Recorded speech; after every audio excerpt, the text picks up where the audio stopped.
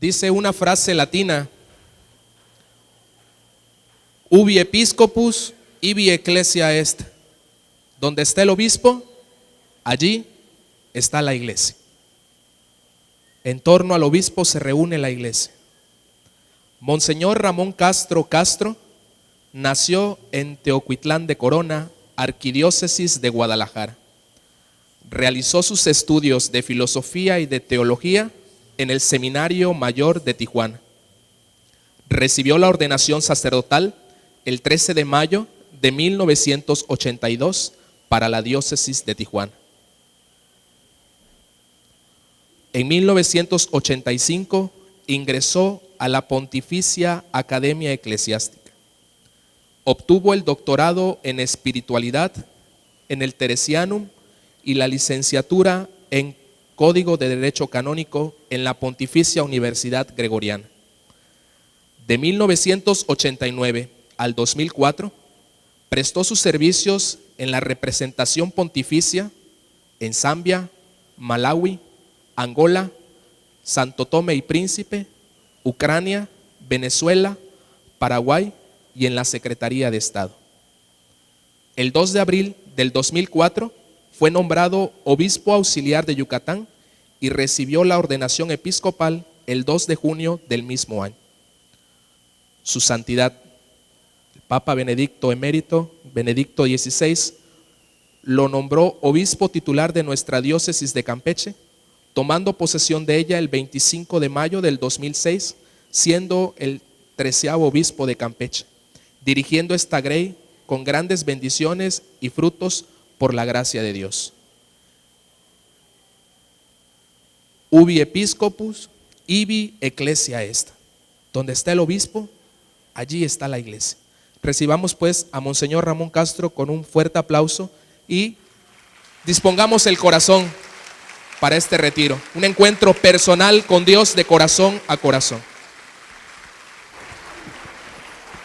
Gracias.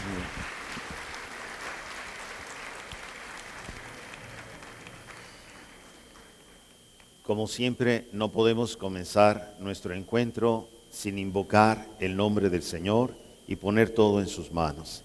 Tengan la bondad de ponerse de pie.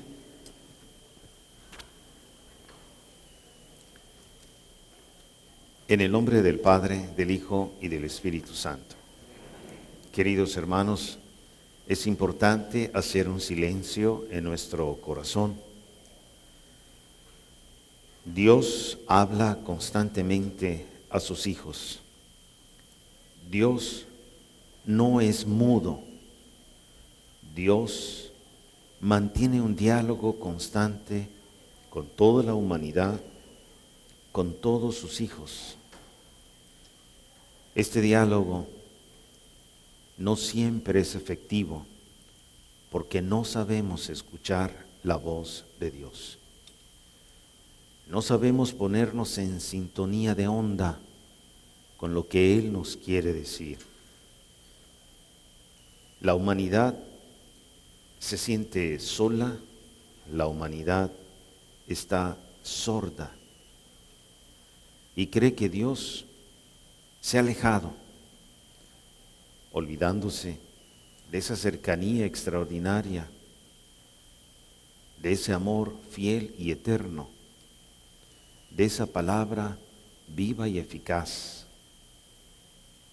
Vamos a pedirle al Señor la gracia este día de que destape los oídos del alma, de que nos quite la sordera, que nos demos cuenta de esa importante necesidad que tenemos de escuchar, de responder, de mantener un diálogo que nos da fortaleza, que nos ayuda a rectificar el camino y que nos hace sentirnos en paz. Esa paz que es el tesoro más grande, esa paz que vale más que todo el oro del mundo, esa paz que vale más que el poder, que el placer, esa paz que le da sentido a todo lo que soy y a todo lo que hago. Vamos a guardar unos instantes en silencio y les voy a pedir que se hagan una pregunta. ¿Qué creen ustedes que Dios espera este día de cada uno de nosotros? ¿Qué estará esperando Dios desde hace mucho tiempo? ¿Qué habrá dicho Dios que no hemos querido escuchar? ¿Cuánto habrá insistido el Señor con su palabra para que yo me convierta en silencio? Escuchemos esa voz de Dios que nos habla en la conciencia.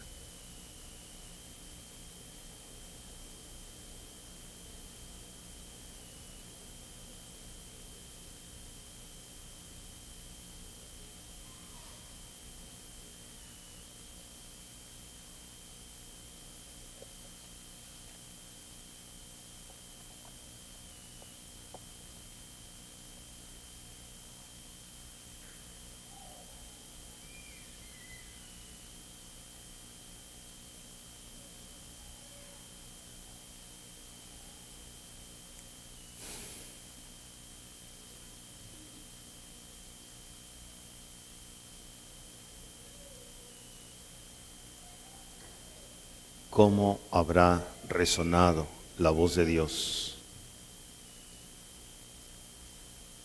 ¿Qué habrá dicho a cada uno de nosotros en nuestra conciencia? Solo Él y nosotros lo sabemos. Que este día de retiro, Señor y Dios nuestro, sea una ofrenda agradable. Que este día de retiro, Señor, tengamos bien abiertos los oídos del corazón. Que este día vaya más allá de mi egoísmo, de mi soberbia, de mi orgullo, de mis vicios, de mis pecados. Que este día pueda dar un paso en firme, seguro, hacia la santidad. Que este día pueda experimentar esa presencia, ese abrazo, ese océano de misericordia, de perdón. Que este día sepa aprovechar a tantos sacerdotes que están dispuestos a celebrar el sacramento de la penitencia. Que este día sepa purificar mi interior y sacar cualquier tipo de cáncer, cualquier tipo de enfermedad o debilidad interior que me impida ser libre, que me impida vivir en plenitud. Que logremos sacar de nuestro interior cualquier odio, cualquier rencor, que aprendamos a enterrar el pasado y el pasado no nos haga daño a nadie. Que pongamos todo aquello que nos hace sufrir en manos de Dios. Que sepamos abandonarnos en esas manos amorosas del Padre. Y que tengamos la capacidad de redescubrir el tesoro de nuestra fe, revalorar el don que Dios me ha dado de creer en Él. Con estos pensamientos y depositando toda esta jornada en manos de Dios, vamos a decir juntos, como si fuera un solo corazón, la oración que Cristo nos ha enseñado. Padre nuestro que estás en el cielo, santificado sea tu nombre. Venga a nosotros tu reino. Hágase tu voluntad en la tierra como en el cielo.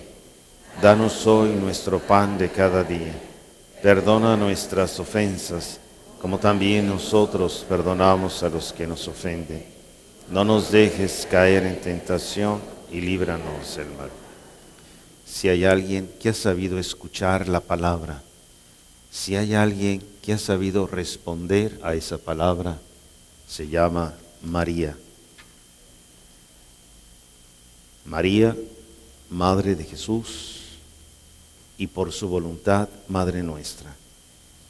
María, que tanto puede con su intercesión, a ella le pedimos, ella que conoce la realidad profunda de mi ser, que interceda ante su Hijo para que esta jornada traiga frutos abundantes de renovación, de conversión, frutos abundantes para que yo sea una persona libre y plena. Digámosle con mucha confianza filial: Dios te salve María, llena eres de gracia, el Señor es contigo. Bendita eres entre todas las mujeres, y bendito el fruto de tu vientre, Jesús. Santa María, Madre de Dios, ruega por nosotros pecadores, ahora y en la hora de nuestra muerte.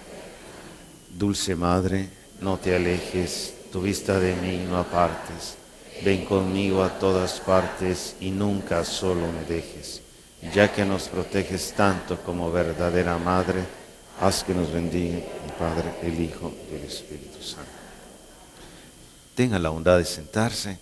Vamos a pedirle al coro 2 cantitos de ambientación para introducirnos a la temática. Así que sea como consecuencia también y conclusión de este momento de oración.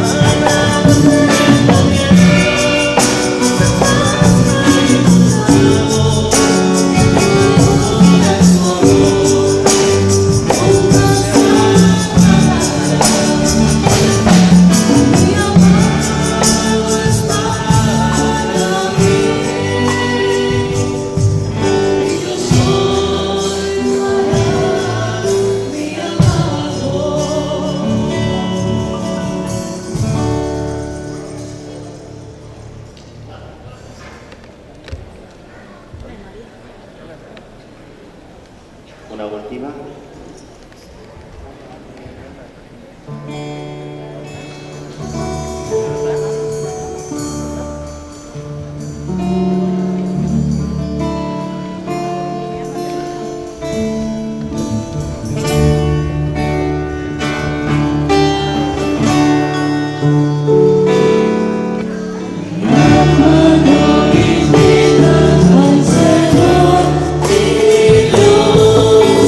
Cosas en mi espíritu.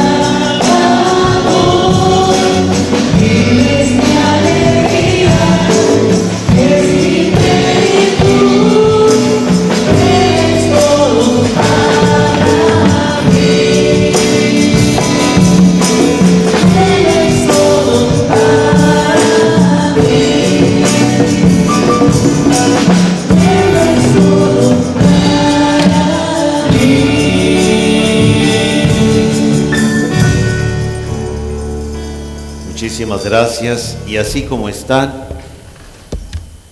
solamente me falta invocar esa gracia y presencia directamente del Espíritu Santo. Ven, Espíritu Santo, llena los corazones de tus fieles. Envía, Señor, tu Espíritu y todo será creado de nuevo. Espíritu Santo, tercera persona de Dios, te suplicamos que nos des entendimiento y luz, que nos des la capacidad de descubrir lo que Dios tenga hoy para nosotros y nos des también la fuerza para saber responder. Amén. Queridos hermanos, pues bueno, vamos a comenzar nuestra primera charla. Quisiera que fuera sencillo, no quisiera perderlos de ninguna manera, ni que utilice alguna terminología que vaya a causar alguna laguna. Voy a tratar de ser lo más claro posible, pero no por eso voy a sacrificar el contenido de aquello que considero que es importantísima en esta primera charla. Comienzo con esto.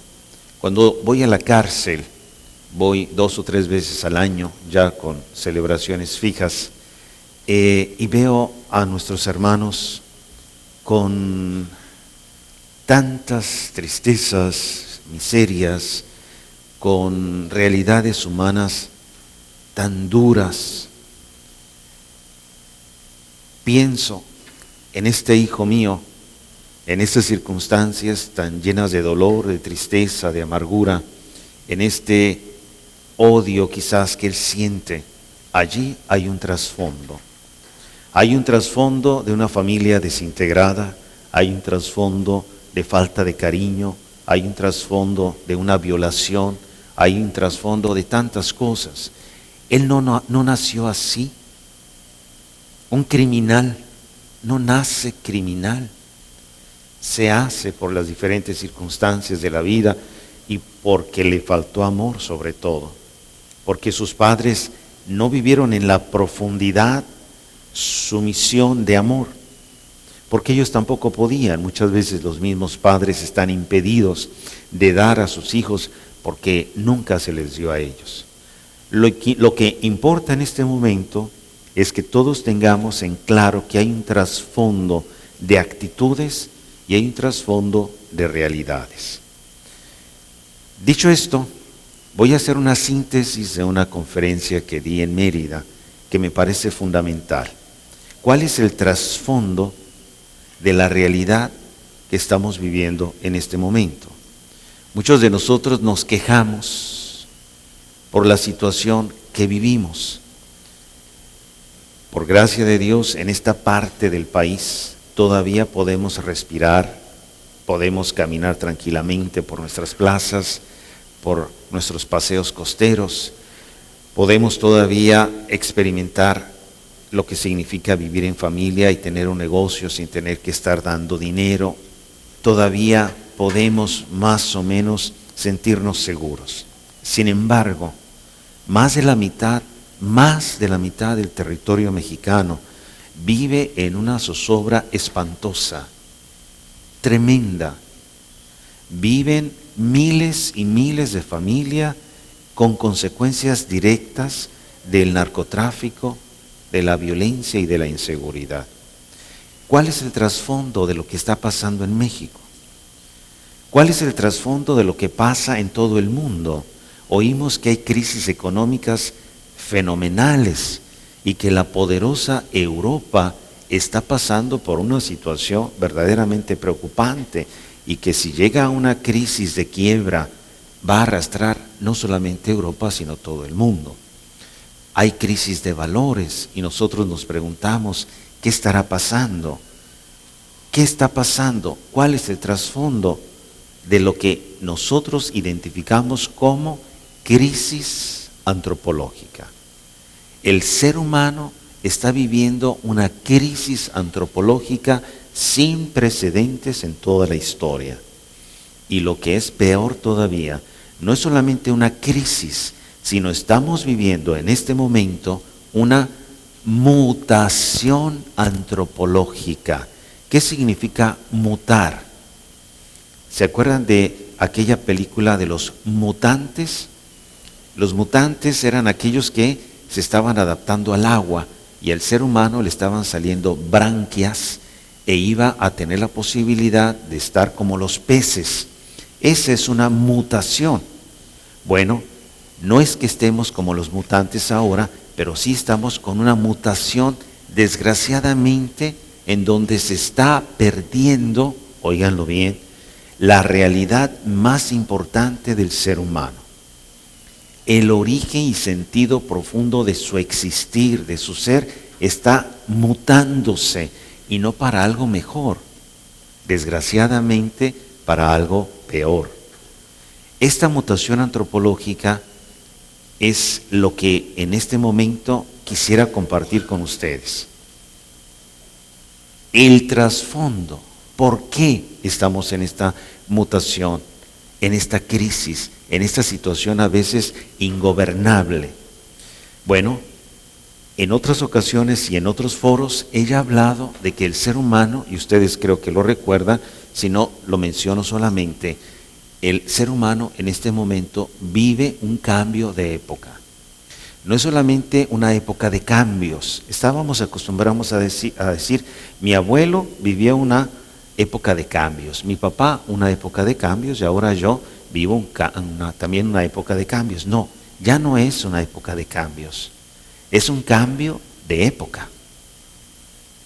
En aquellas graduaciones que hay en la historia de la edad antigua a la edad moderna, a la edad posmoderna. Ahí está. En este momento estamos en un momento de transición. Ya lo hemos dicho en otros momentos. Ese es parte del trasfondo. Pero hay una crisis de fe fenomenal en este momento. Crisis de fe en todo el mundo, no solamente en Campeche o en México, y en todas las religiones. Quizás de alguna manera, por el estilo en que llevan su religión los musulmanes, por esta, digamos, falta de libertad que hay, pero de una o de otra manera también comienzan a verse señales de una crisis profunda de fe. ¿Y cuál es entonces el trasfondo de esta crisis antropológica, de esta crisis de fe? Vamos a ver los últimos siglos y vamos a descubrir allí cuál es el trasfondo. En primer lugar, hay tres grandes humillaciones que ha sufrido el ser humano, y esas humillaciones han sido parte de este trasfondo por el cual estamos así. La primera de esas tres grandes humillaciones es la humillación cosmológica. ¿Qué quiere decir? La concepción del universo, del cosmos, del ser humano. El ser humano se consideraba el centro del universo y pensaba que todo giraba alrededor de la tierra. Y oh, gran humillación que sufre el ser humano cuando descubre que no es el centro del universo, ni siquiera es el centro de su sistema solar planetario, que es una infinitísima parte de una realidad llamada universo. Y esto viene a afectar su amor propio, el orgullo que el ser humano sentía al pensar que era lo más importante del universo, y descubre que no. Caramba, viene esta humillación cosmológica. Segunda gran humillación, la humillación biológica. El ser humano, según la Sagrada Escritura, es el rey de la creación, es el rey de todo lo que está creado aquí en la tierra, y se sentía muy superior a cualquier animal, y veía a los animales de una manera llena de orgullo y de soberbia. ¿Y cuál es esa gran humillación biológica?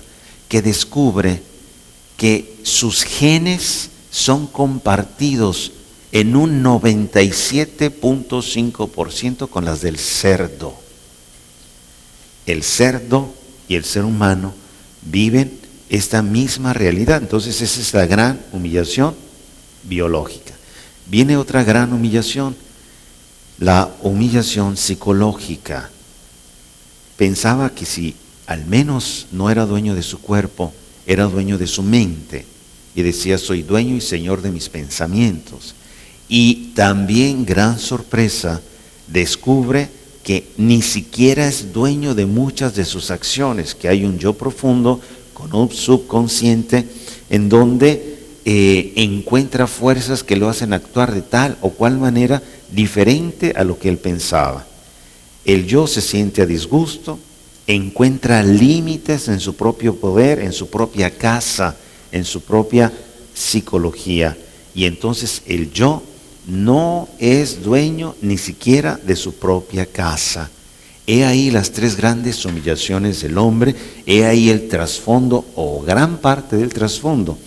Estas humillaciones han traído grandes pensadores o refleja, vamos a llamarlo así, refleja en grandes hombres la mecánica de lo que ha sucedido.